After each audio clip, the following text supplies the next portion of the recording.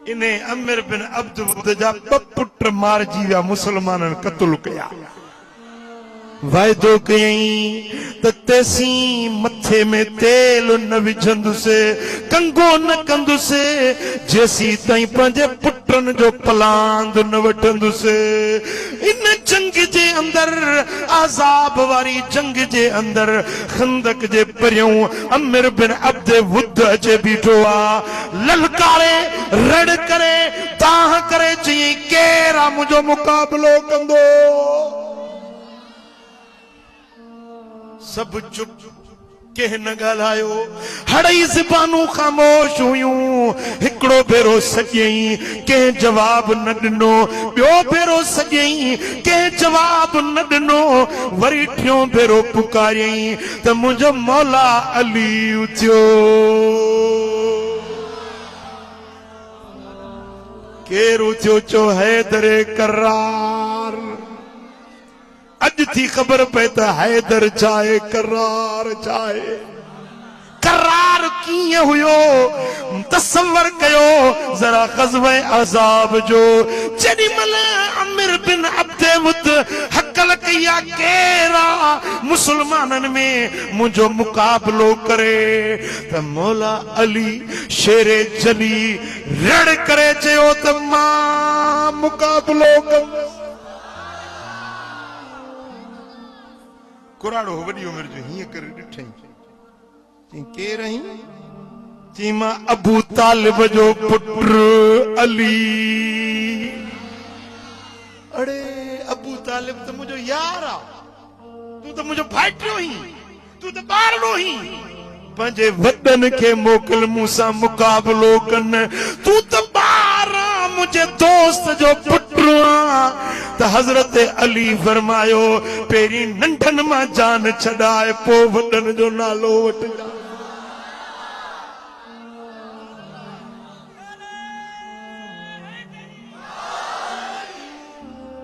ए अमीर अज तुझो मुकाबलो अली बिन अबी तालिब सां जेॾी महिल हज़रत अली ईअं चयो त साईं करीम पासे में वेठा ये कुल्ले ते हथ रखे फरमायो त अली वो अमीर बिन अब्द वुद यानी साईं जन हजरत अली जी ज़हन साज़ी कन पिया उन जी ज़हन साज़ी पिया कन तो आम मानू ना है आम पहलवान आम बहादुर ना है 1000 पहलवानन जे मुकाबले में अचण वारो हिकड़ो वरी हुन हकल कई केरा मुझो मुकाबलो कंदो मौला अली रड़ कई त मां मुकाबलो कंदुसि साईं फरमाइन था वरी हथ रखे फरमाइन था अली हू अमीर बिन अब्द वुद त मौला अली चयो ए मुंहिंजा महबूब भली खणी अमीर बिन अब्द वुद हुजे अली मुकाबलो कंदो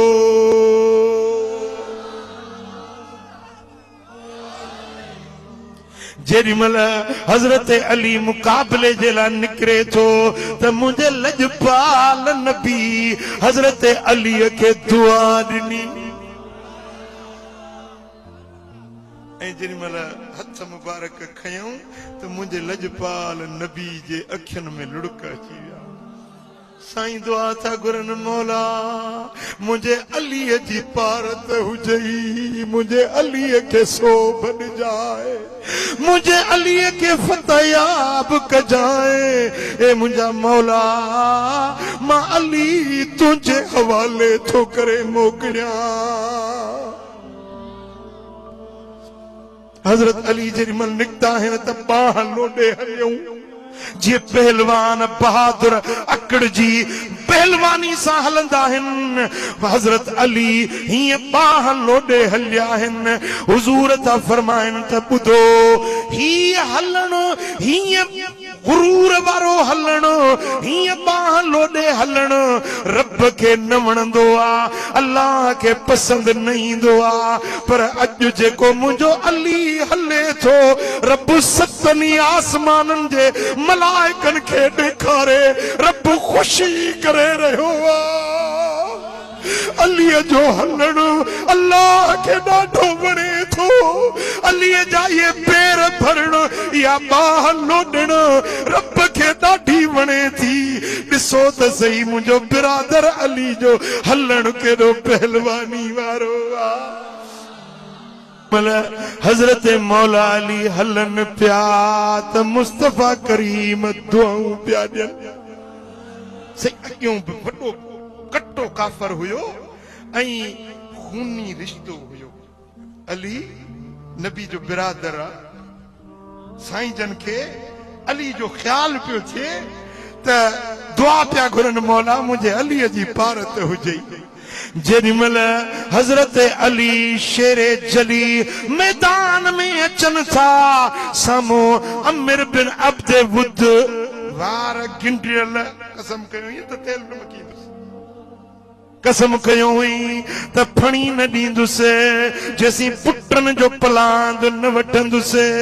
हज़रत मौला अली जेॾीमहिल मैदान में आया त हुन रड़ करे चयो त ही ॿार मूंसां छा मुक़ाबिलो कंदो।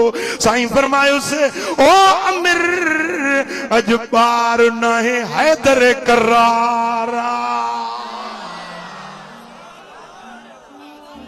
हिय जो राड़ करे घोड़े के ड्रोड़ायई हजरत अली ते वार कयई। मुझो अली हिय चाबुक दस्ती सा टक्कर में उन जो वार कुसाए विया। उन जो वार खता थी वियो। हजरत अली फरमायोसि हेॾो बहादुर हेॾो पहलवान पंहिंजे घोड़े जी रस्सी ॿधण बि ॾाए न आई। सुभान अल्लाह सुभान अल्लाह। रस्सी हेठों पलाण खे हेठों ॿधबी आहे न लगाम जे हेठों जेते हनो जेते वेहबो आहे उनखे हेठों रस्सी ॿधबी आहे। त हज़रत अली सही फरमायो त हेॾो पहलवान हेॾे मार्के मैदान में आई घोड़े जी रस्सी बि ॿधण ॾाए न आई अथई। अल हर्ब खुद अतुन जंग हूंदी आहे ॿिए खे धोखो ॾियण। हुन सम्झो शायदि वाकई मुंहिंजो रसो ॿधल न आहे।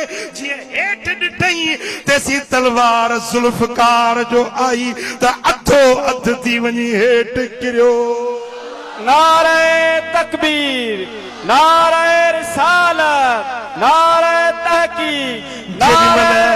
अमिर बिन अब्द वुद क़त्ल थी वियो ऐं मुंहिंजो मौला अली फातिहाना अंदाज में वापसि मोटियो आहे त मदीने वारे साईं जो चेहरो ईअं टिड़ी पियो जीअं गुलाब जो गुल टिड़ी पवंदो आहे। खुश पिया थियनि अलीअ खे शाबसूं पिया ॾियनि। मुंहिंजा दोस्तो हिकिड़े अमिर बिन अब्द वुद जो मौत सभिनी काफ़रनि जी जेल भञी विधी।